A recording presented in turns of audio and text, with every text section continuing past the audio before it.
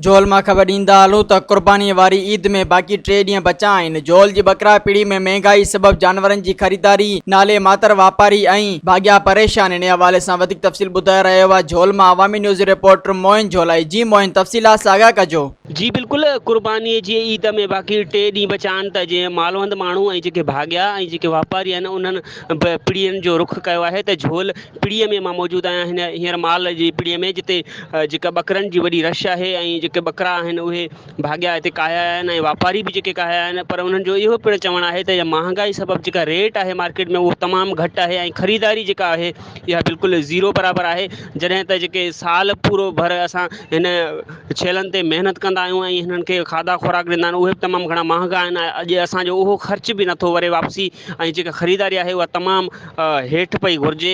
इन बाबति असां तमामु घणा परेशान आहियूं। जी महिरबानी मोइन, तफ़सीलात साॻा करण लाइ। मज़ीद ख़बरनि ऐं तफ़सीलात लाइ विज़िट कयो असांजी वेबसाइट www.awamiNewsHD.com ऐं ॾिसंदा रहो अवामी न्यूज़ HD।